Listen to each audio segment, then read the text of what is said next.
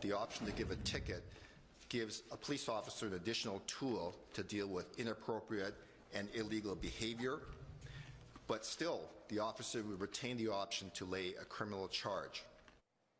That was Jim Chu speaking today in Winnipeg. He's the head of the Vancouver Police Department.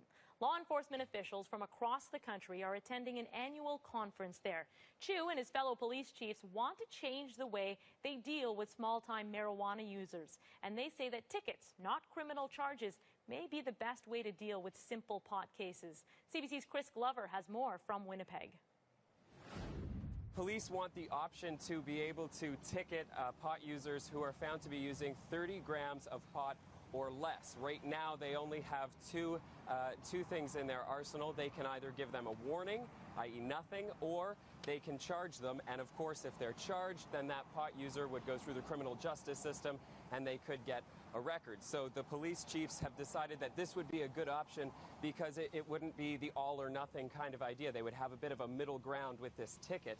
And they say that this would be a more fair approach. And they say that it is not a move towards decriminalization, but instead a way to empower officers and give them another tool. Chris, has there been any reaction to this new resolution? There certainly has been reaction that's already come through. Local pot activists and pot activists across the country have pushed for legalization in this country for years, particularly after in the U.S. states have recently legalized marijuana use, and Seattle is a good example of that. They legalized marijuana use last year. So these activists say that this ticketing approach doesn't go far enough, and they would like to see a full-out legalization of marijuana. One activist and former Winnipeg police officer that I was speaking to earlier today had this to say. They're turning it into a common offense notice, and if it's going to be a common offense notice, they might as well end prohibition altogether. Now, addictions experts across the country have said that any move towards decriminalization or legalization would have a major impact on society, and they say that issuing a ticket makes it appear like it is just as bad as drinking, where they say that pot and marijuana use is significantly worse. Now, the federal government would, of course, have to change the law to make this ticketing approach, to make that happen, and at this point, they have thanked the chiefs of police for their input in the matter, but they are not saying whether or not they would institute the change. That's the CBC's Chris Glover in Winnipeg.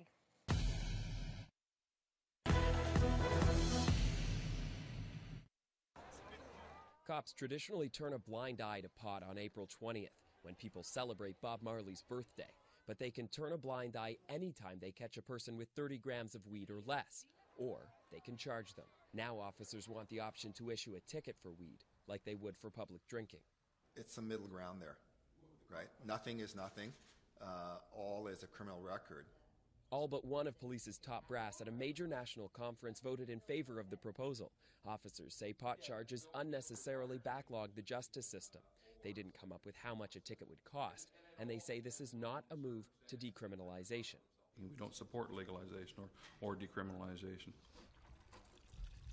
Bill Vandergraaf is licensed to grow and use marijuana for medical purposes. He says the ticket idea is decriminalization. They are diminishing the seriousness of the offense. They are turning it into a common offense where they issue tickets on the street.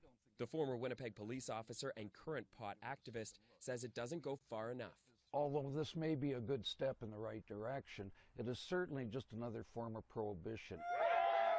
Many states in the U.S. have recently moved to decriminalize or legalize. In Seattle, cops handed out bags of Doritos with that state's new pot laws at this annual marijuana festival. Washington state legalized weed last year. I think the U.S. is ahead of us. There's no question. In this country, provinces don't have the jurisdiction.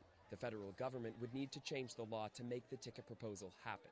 I don't think Mr. Harper's going to give it even a second look.